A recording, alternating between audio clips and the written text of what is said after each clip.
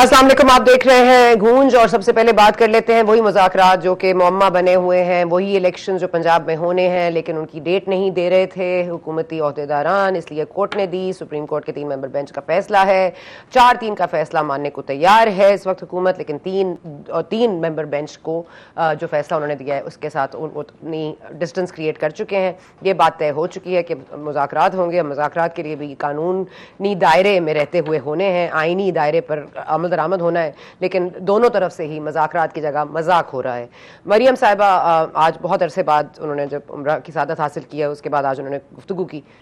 Establishment का लफ्ज़ इस्तेमाल होता था पहले, अब जुडिशल इस्टेब्लिशमेंट का लफ्ज़ इस्तेमाल हो रहा है। इसकी इस्तिलाह किस तरह इसको तरतीब दें, क्या इससे अखज़ करें, इसके मायने क्या हैं। साथ ही साथ उनको मत भूलिए जिन्होंने ये सारा खेल रचाया था, वो जुडिशल थे या कोई और थे। ज़रा जावेद लतीफ़ साहब की ज़बान नहीं बोलते जनरल रिटायर्ड फैज़ और जनरल रिटायर्ड बाजवा साहब, अब उनको बोलने की ज़रूरत पेश आनी चाहिए कि नहीं आनी चाहिए। कोर्ट मार्शल का दोनों तरफ से पाकिस्तान तहरीक इंसाफ ने कहा है बाजवा साहब का कोर्ट मार्शल होना चाहिए, पाकिस्तान मुस्लिम लीग नवाज़ ये समझती है कि फैज़ हमीद साहब का होना चाहिए। अब दोनों जनरल्स हैं, रिटायर्ड हैं, और अब ज़ाहिर एक साबिक रिटायर्ड जज के हवाले से भी साकिब नसार साहब की भी audios are doing the rounds. उनके बेटे जो हैं वो मुबैना तौर पर वीडियो ऑडियो उनकी आई है जिसमें वो 1 करोड़ 20 लाख का सौदा कर रहे हैं पाकिस्तान तहरीक इंसाफ के टिकट्स के हवाले से। साथ साथ आज जुडिशल एस्टैब्लिशमेंट का जिक्र हो रहा है, तो लेट्स नॉट फॉरगेट कि आज एक खत लिखा है जस्टिस काजी फाइज ईसा साहब ने सुप्रीम जुडिशल काउंसिल में, और उन्होंने कहा है कि इस मामले को फौरी तौर पर नज़र में लाया जाए कि जो हमारे 17 की मेंबर्स की स्ट्रेंथ है सुप्रीम कोर्ट में वो 15 के ऊपर इस वक्त टिकी हुई है। और 2 जस्टिस साहिबान का जिन्होंने उनका नाम फ्लोट किया है, उनमें चीफ जस्टिस साहब मौजूद हैं अहमद अली शेख साहब, और चीफ जस्टिस सिंध हैं, और chief justice of Peshawar high court है मुसर्रत हिलाली। और इन दोनों के मामलात में अब ये मामला किस तरह पेशरफ्त लेगा, और ये इस्टेब्लिशमेंट और ये जुडिशल इस्टेब्लिशमेंट का जो लफ्ज़ है, जो इस्तिलाह है, वो कैसे अमल में आती है, क्या इनका कोई अमल दखल रहा है। आपको याद होगा कुछ दिन पहले तारड़ साहब ने भी एक गुनाह तस्लीम किया, उन्होंने कहा गलती हो गई, पार्टी पॉलिसी उन्होंने फॉलो की, उनकी डिक्टेशन थी। पार्टी से पूछा गया तो उन्होंने कहा जी हमें तो बाजवा साहब ने कहा था कि इनको वोट इन करना है, और वोट देने के बाद वो इस पर माजरत खा है। और अब अशतर औसाफ साहब से भी हम लेटर इन द प्रोग्राम बात करेंगे, उन्होंने वोट नहीं दिया था पहले, फिर दूसरे राउंड में दे दिया था। तो अब मामला यहाँ पर आ गया है कि जजेस साहिबान भी आमने सामने हैं, सुप्रीम कोर्ट भी डिवाइडेड है, और अब हुकूमत और पाकिस्तान तहरीक इंसाफ में जो मुज़ाकरात हो रहे हैं उसका कल राउंड होगा, फाइनल राउंड कहना चाहिए इसको। लेकिन जाहिर है कि आगे जाके किस तरह ये मामलात होते हैं, क्योंकि दोनों के पार्टी रहनुमा जो हैं एक दूसरे के ऊपर गंद उछाल रहे हैं, तो मुज़ाकरात हो रहे हैं कि मजाक हो रहा है, इस पर मज़ीद बात कर लेते हैं। इरफान सिद्दीकी साहब हमारे साथ मौजूद हैं, सेनेटर PMLN। बहुत शुक्रिया आपका सिद्दीकी साहब, अगर आप थोड़ा सा ज़रा फरमा दीजिएगा कि ये मामला क्या है। मरियम साहिबा कहती हैं जुडिशल एस्टैब्लिशमेंट है, जावेद लतीफ़ साहब फॉर्मर जनरल्स का नाम ले रहे हैं। जाहिर है गलती तो मिली जुली भगत थी, अब इसको कौन लीड कर रहा था ये कहना मुश्किल है, लेकिन बाकियात तो बाकी हैं आपके नज़दीक और आपकी पार्टी के नज़दीक। तो ये बाकियात कैसे ख़त्म होंगी, क्योंकि 2023 अक्टूबर में भी अगर इलेक्शन ना हुए तो आज तो मरियम साहिबा भी कह रही हैं कि हम 2024 के इलेक्शन से पहले मियाँ साहब को लाएंगे। जी सर। जी बहुत शुक्रिया सना, आपने बड़ी तफसील के साथ जो तमहीद बांधी है, इसमें 2 इस्टेब्लिशमेंट्स का जिक्र किया है। जुडिशल इस्टेब्लिशमेंट अभी लेटली इंट्रोड्यूस हो रही है या उसका तज़किरा हो रहा है। मिलिट्री इस्टेब्लिशमेंट तो बड़ी कदीम एक रिवायत रखती है, कभी डायरेक्ट कभी इनडायरेक्ट। मामला ये है कि हमारे यहाँ जो सियासी अमल है या जमहूरी अमल है या पार्लिमानी अमल है या आइनी अमल जिसे हमें कहना चाहिए, उसको अपने सीधे स्वभाव सराते मुस्तकीम पे चलने नहीं दिया जाता। कभी इधर से बागडोर खींची जाती है, कभी उधर से खींची जाती है। तअस्सुर और तसव्वुर ये होता है कि ये लोग जो निगहबानी कर रहे हैं जमहूरियत की, ये अहलियत नहीं रखते, ये सलाहियत नहीं रखते, ये काबिलियत नहीं रखते, ये जाहिल लोग हैं और ये बेसमत कर रहे हैं मुल्क को। लिहाजा इनको राय रास्त पे लेके आओ। कभी एक राय रास्त पे लेके आता है, कभी दूसरा लेके आता है। दोनों के अपने अपने मोटिव्स होते हैं, अपने अपने। मैंने सना बहुत करीब से देखा है सारे खेल को, नवाज शरीफ साहब के साथ रहते हुए। इस कैपेसिटी में नहीं कि मैं एडवाइज़र था, इस कैपेसिटी में कि मेरा उनसे बड़ा करीब का ज़ाती ताल्लुक़ था और बड़ी करीब की मुशावरत उनसे रहती थी। तो मैं ये समझता हूँ कि ये खेल बरसा बरस से जारी हैं, और मैंने जनरल राहील साहब का जो दौर देखा है नवाज शरीफ साहब के साथ, मैं ये समझता हूँ कि किसी मौके पे भी یہ جو تاثر ہے جی کہ سیاستدان زیادتی کرتے ہیں، خاص طور پر میاں صاحب کے بارے میں یہ ہے کہ وہ کسی کے ساتھ چلتے نہیں ہیں، کسی کے ساتھ ان کی بنتی نہیں ہے.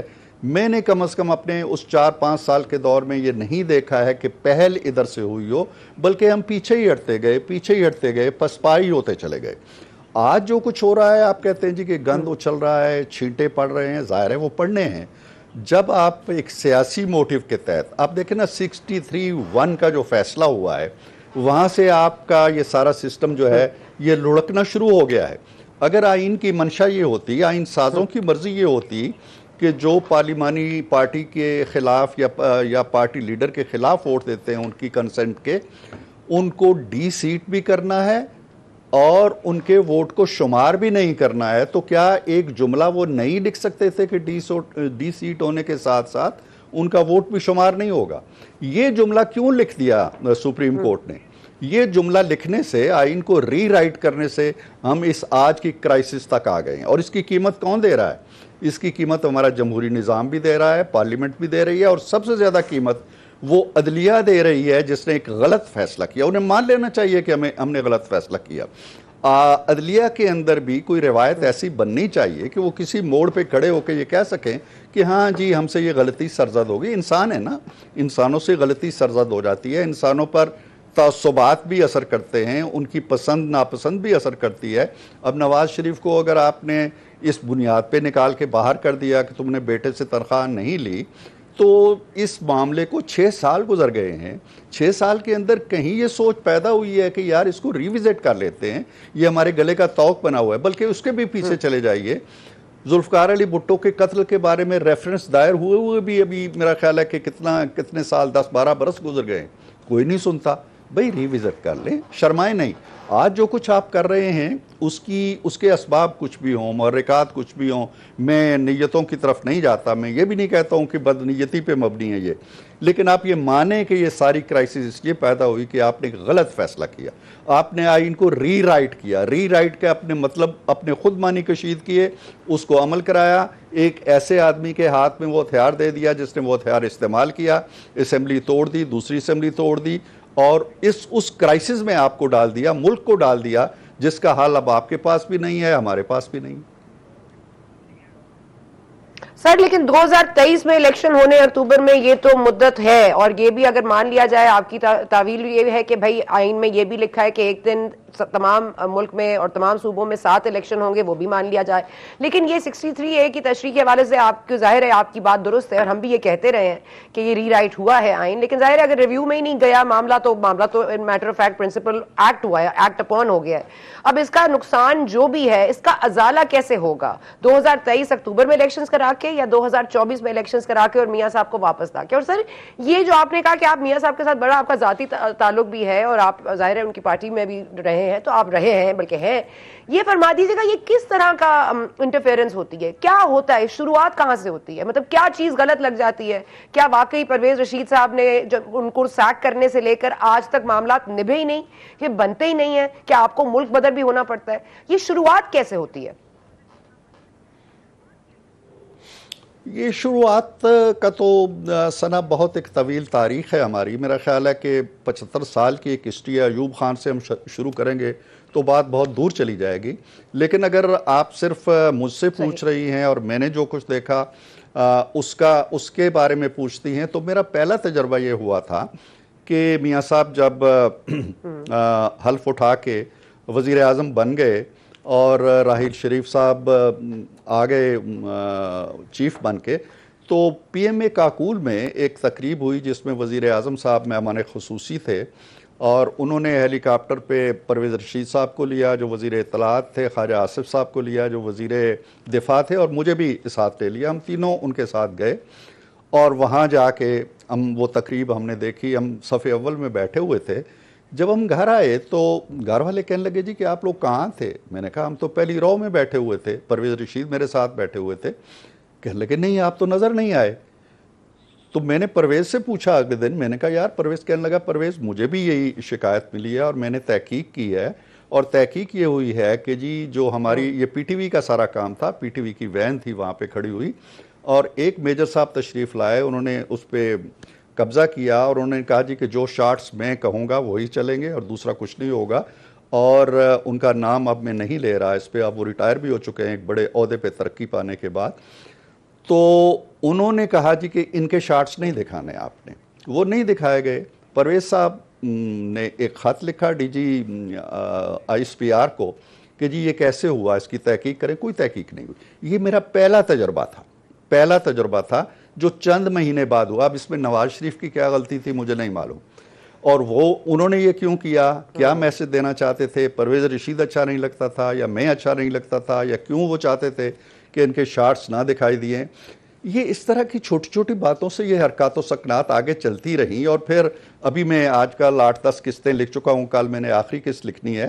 ڈان لیکس کا جو افسانہ گڑھا گیا، کس طرح اسے پھر پرویز رشید کو فارغ کرو تو فاطمی کو فارغ کرو تو راحت تحسین کے خلاف یہ کام کرو.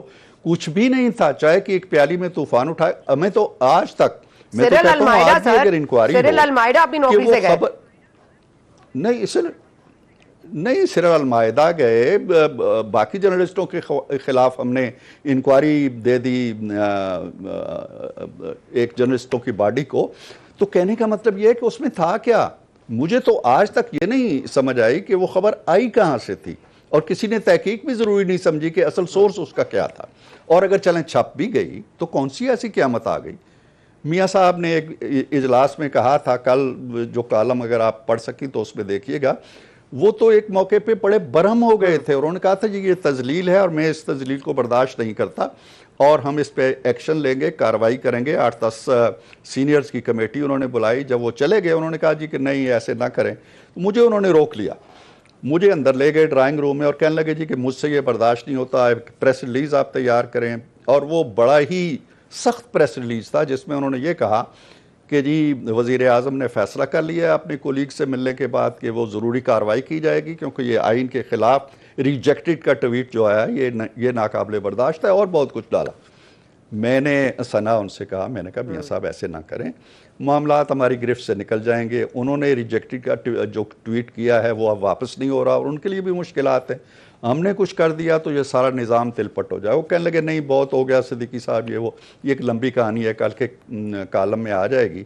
اینی ہو میں نے ان کو قائل تو نہیں کیا، وہ غصے میں اٹھ کے چلے گئے، کہنے لگے تسی جو مرضی کرو، تو یہ سارے بزدل ہیں، سارے یہ ہے، میں یہ ذلتیں برداشت نہیں کروں گا. میں نے آ کے اسے پھاڑ دیا. اگلے دن خیر معاہدہ. کہنے کا مطلب یہ ہے کہ مجھے کوئی ایک موقع بھی ایسا نہیں ملا جب میں یہ کہوں کہ جی یہ زیادتی ہماری طرف سے ہو رہی تھی. ہماری طرف سے نہیں ہو رہی تھی.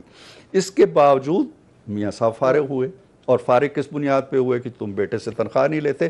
کوئی ہے، آج ہماری حکومت ہے نا، ہماری حکومت بھی کیا یہ کر سکتی ہے کہ جی یہ جے آئی ٹی جو بنی تھی اس پہ کتنا خرچہ آیا، کن کن ملکوں میں یہ بھاگے پھرے، کہاں کہاں کے ملک کھنگالے، کن کن حکومتوں کے دروازوں پہ دستک دی، کتنے ارب روپے خرچ ہوئے اور کچھ نہیں ملا تو ہمارے پڑوس کے ملک ایک دبئی سے ملا، جو خود بھی آج میرا خیال ہے محسوس کرتے ہیں کہ یہ غلط کارروائی ہوئی ہے کہ جی وہاں ایک کمپنی تھی اور وہ کمپنی بھی ختم ہو چکی تھی پتہ نہیں کب کی.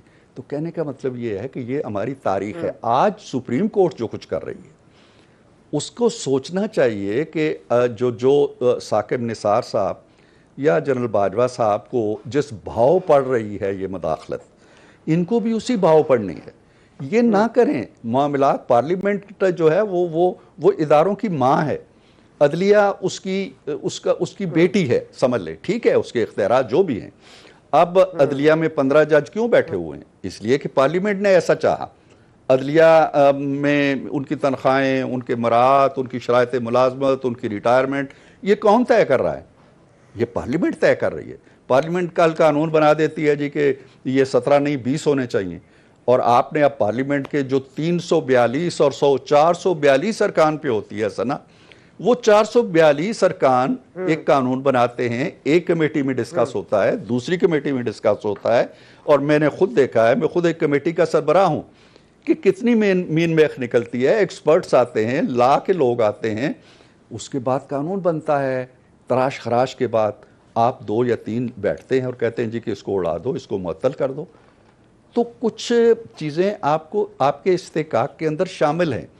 آپ کو شاید 187 یا کوئی کلاز آپ کو یہ استحقاق دیتی ہے، لیکن یہ استحقاق اتنا بلینکٹ نہیں ہوتا ہے کہ آپ ایک بلڈوزر کی طرح اسے استعمال کریں اور جو راستے میں آئے تلپٹ کرتے چلے جائیں.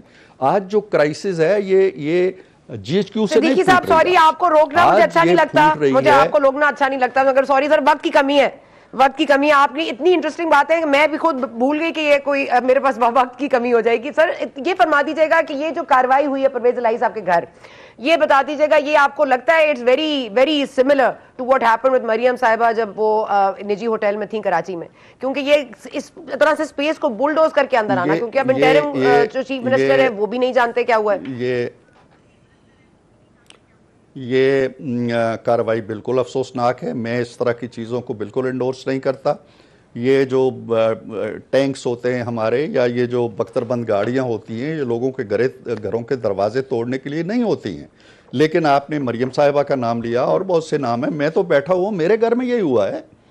میرے گھر میں 2019 کے اندر میں کہہ رہی ہوں کہ ایک ہی کردار ہے, ایک ہی کردار ہے, کیونکہ انٹرم حکومت تو نہیں ہے, کردار ایک ہی ہے نا سر, کردار ایک ہی ہے.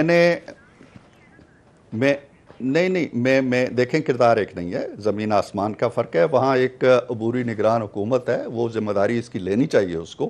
ہمارے دور کے اندر سنا میں آپ سے کہوں نا کہ سیاسی قیدی گنواؤ مجھے کتنے ہیں, شاید آپ کو ایک اکا دکا تلاش کرنے میں بھی دقت آئے. ہمارے دور میں تو جیل بھرے پڑے تھے سیاسی قیدیوں سے. کون ہے نامور آدمی جو جیل میں نہیں تھا؟ کوئی چرچ کے نشے میں ہے, کوئی کراداری کے قانون میں ہے, اچھا سر الیکشن ستمبر میں کرانے پر اگر اکتفا ہو جاتا ہے, جو کہ نہیں ہوگا, عمران خان صاحب کہہ رہے ہیں کہ کلیئر ہے وہ کہ 14 مئی کے فیصلے پر وہ بیٹھے ہیں. اگر مذاکرات ان کی منشا حسب منشا ہوتے ہیں تو ویل اینڈ گڈ, نہیں ہوتے ہیں تو وہ سپریم کورٹ کا فیصلہ جوں کہ توں جو ہے فالو کیا جائے گا, بلکہ خیبر پختونخوا کے لیے بھی کورٹ سے رجوع کیا جائے گا. سر آپ سپٹمبر سے نیچے آنے کو تیار نہیں ہے یا اکتوبر پہ چاہتے ہیں, کیسے معاملہ ہوگا؟ مذاکرات ہے. سنا میں ایک بڑی دلچسپ بات آپ کو بتانے والا ہوں کہ سپریم کورٹ کا فیصلہ چونکہ 90 ڈیز گزر چکے ہیں, اب ایک اور کلاز ہے آئین کی جو یہ کہتی ہے کہ اگر کسی کام کے لیے کسی وقت کا تعین ہے اور وہ وقت گزر جاتا ہے تو اس کلاز کے تحت جب بھی وہ کام ہوگا وہ جائز تصور کیا جائے گا. اب وہ کلاز ان ایکشن آ گئی ہے, 90 والی ختم ہو چکی ہے. نمبر 1. نمبر 2, اگر 13 اگست جو کہ لاسٹ ڈیٹ ہے اسمبلیوں کی, اگر 13 اگست تک اسمبلیاں چلتی ہیں تو الیکشن اکتوبر میں ہوں گے. اگر ہماری طرف سے یہ حکمت عملی ہوتی ہے کہ ہم 12 اگست کو اسمبلیاں توڑ دیتے ہیں یا 11 اگست کو توڑ دیتے ہیں تو پھر الیکشن نومبر میں ہوں گے. پہلی صورت میں 60 ڈیز ہیں اور اسمبلی توڑ دی جائے تو 90 ڈیز ہیں, تو یہ اکتوبر میں ہوں گے یا نومبر میں ہوں گے. Okay perfect. اور سر اکتوبر نومبر میں ہوتے ہیں تو آپ کو پتہ ہے ایک اور اصطلاح بھی ہو رہی ہے کہ وہ کوئی اس طرح کی اگریمنٹ چل رہی ہے کہ 3 سال کے لیے اپنی مزید جو چیف جسٹس ہیں پاکستان کے وہ اپنی مدت ملازمت میں بڑھانا چاہتے ہیں یا توسیع کروانا چاہتے ہیں, اور یہ اس میں پی ٹی آئی شامل ہے. اس کو آپ بائی کرتے ہیں اس کنسپریسی کو؟ نہیں, میں نہیں سمجھتا ہوں. اب اس طرح کی باتوں کا وقت گزر چکا ہے اور اب اتنی طاقت اور استطاعت نہیں رہی ہے سپریم کورٹ کے جج صاحبان کے اعصاب کے اندر بھی کہ وہ آئین سے ہٹ کے کوئی اس طرح کی مہم جوئی کریں گے. I don't think so. سر میاں صاحب کی واپسی کے حوالے سے کوئی ڈیٹ دے سکتے ہیں؟ نہیں. اوکے ٹھیک ہے perfect. Thank you Irfan Siddiqui صاحب, it's been a pleasure, thank you so much. لیکن وقفہ لینے جا رہے ہیں, وقفے کے بعد صاحب سے بات کریں گے. اور یہ جو ایک خط لکھا ہے اور یہ جو اسٹرینتھ ہے 17 ممبرز کی, وہ جو 2 جج صاحبان کا نام سامنے آیا ہے, کیا اس پر کوئی پیش رفت ہوگی نہیں ہوگی, بات کرتے ہیں اس وقفے کے بعد.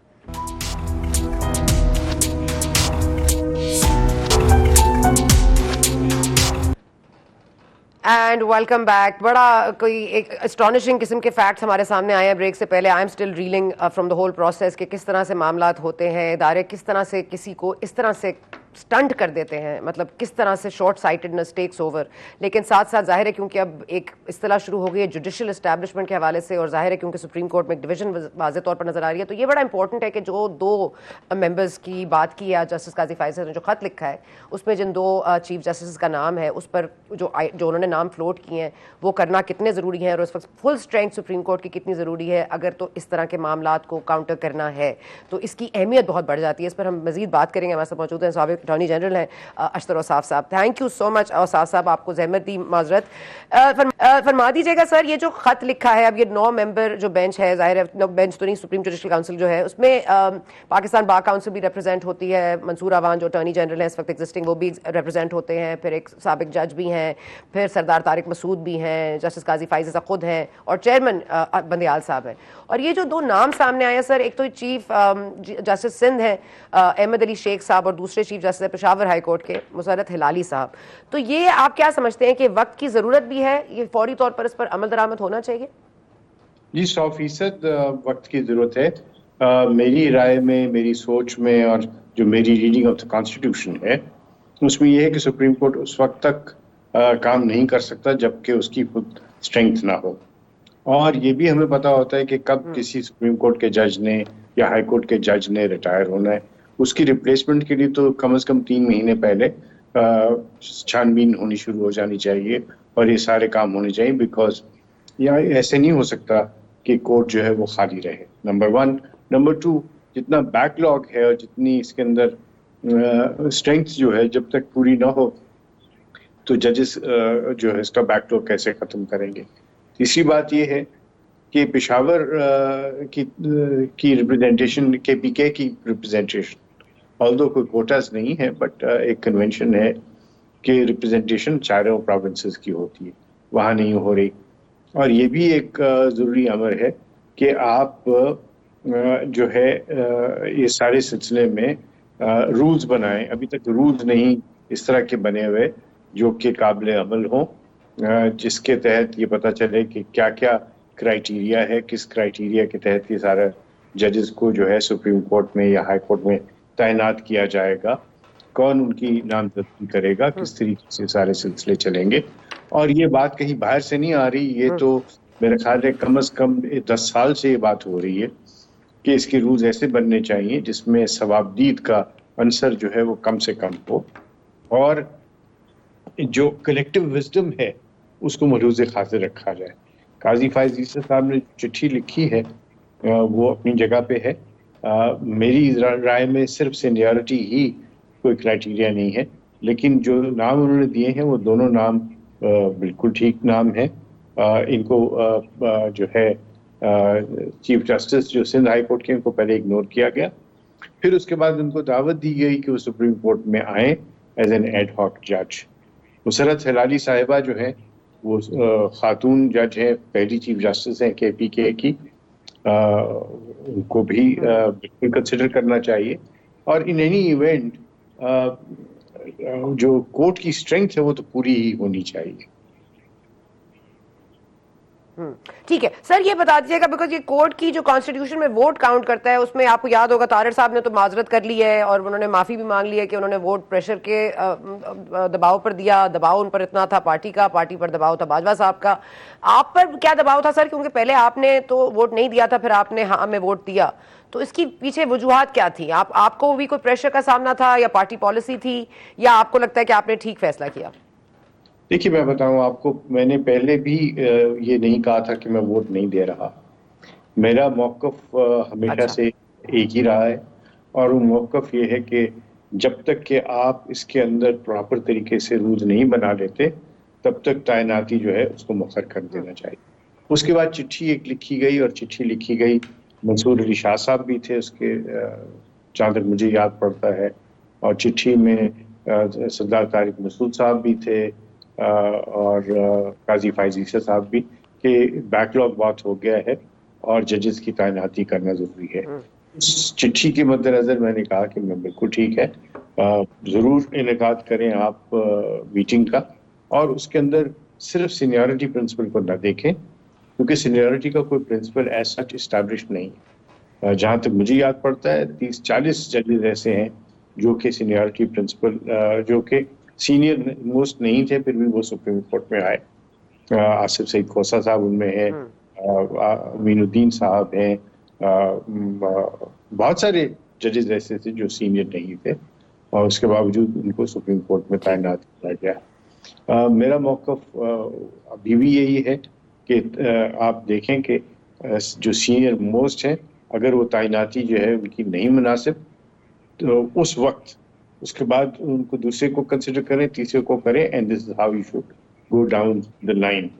لیکن یہ ضرور میں سمجھتا ہوں کہ کسی کو آپ ریجیکٹ نہیں کر سکتے.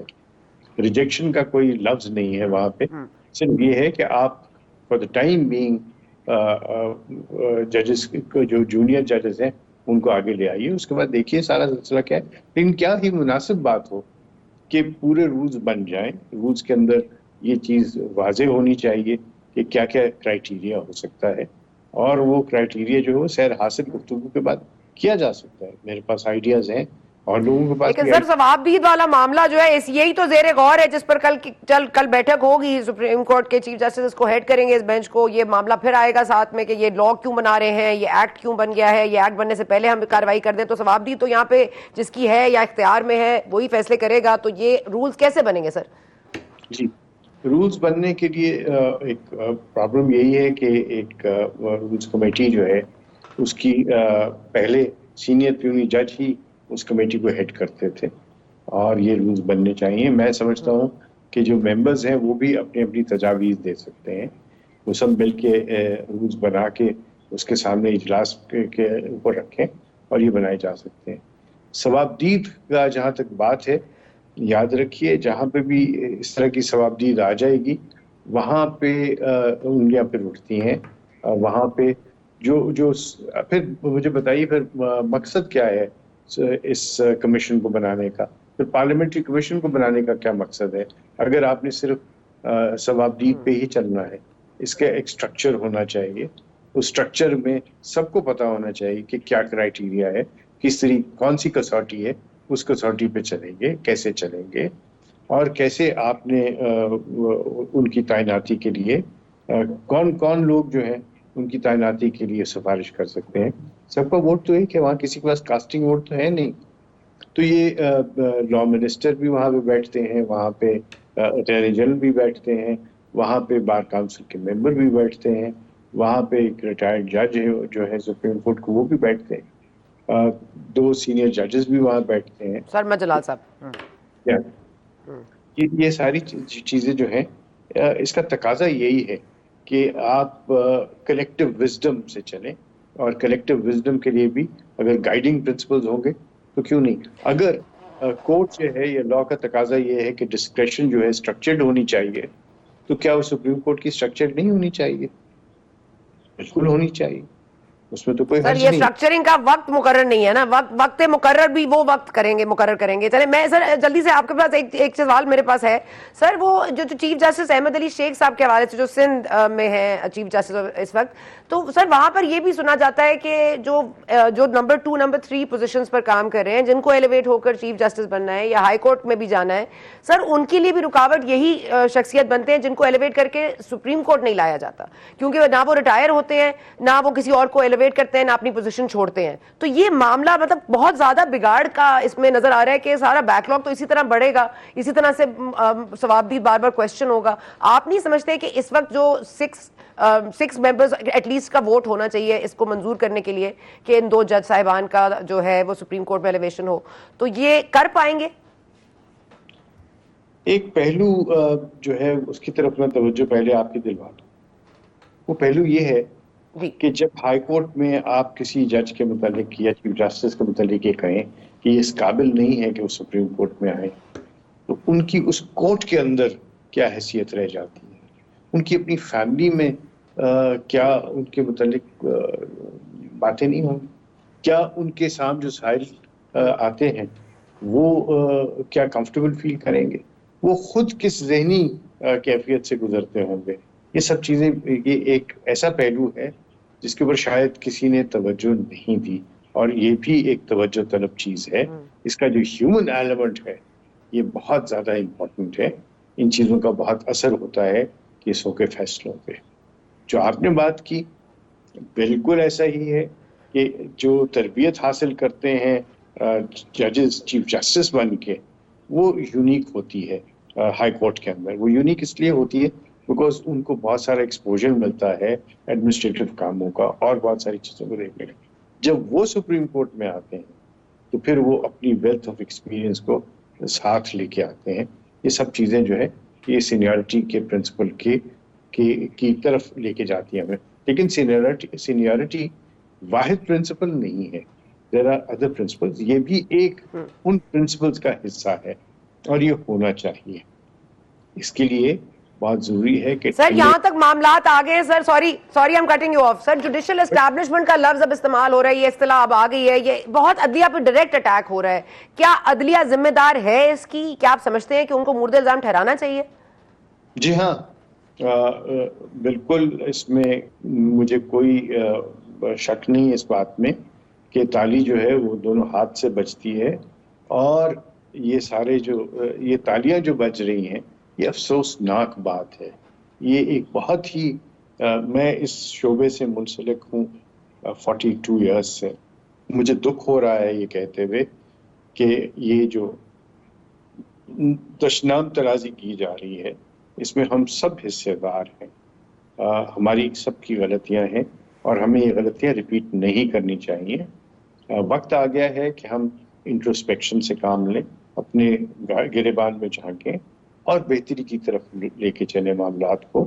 ہم سب نے ایک اسی منصب پہ نہیں بیٹھے رہنا.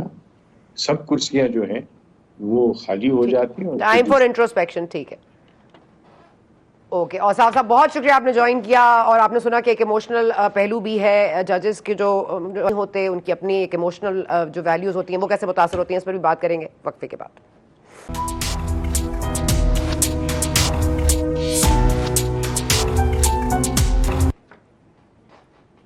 ہم ایک پروگرام دیکھا کرتے تھے نیلام گھر, جس کو ہوسٹ کیا کرتے تھے مرحوم طارق عزیز صاحب, اور وہ جب سوال کا جواب غلط آتا تھا تو کہتے تھے غلطی ہو گئی جی اور غلطی کی گنجائش نہیں ہے. تو مجھے آج وہ جملہ بڑا یاد آ رہا ہے, کیونکہ یہاں پہ غلطیاں روز ہوتی ہیں اور روز ہی گنجائش بھی نکل آتی ہے مزید غلطیوں کی. تو ایک غلطی جس کو سدھارنے نکلے ہیں اس کی آڑ میں کتنی اور غلطیاں کرنی ہیں, یہ ہمیں اب سوچنا پڑے گا. اور اگر غلطی ہو گئی ہے جی تو اب اور مزید غلطی کی گنجائش نہیں ہے. اسی پوائنٹ پر ہمیں دیجیے اجازت. جو کل مذاکرات ہوں گے صبح 11 بجے طے تھے, لیکن اب رات 9 بجے ہوں گے, تو 10 بجے ہم آپ کے ساتھ ہوں گے. کل کی اپڈیٹ آپ کو کل دیں گے. Thank you for watching today.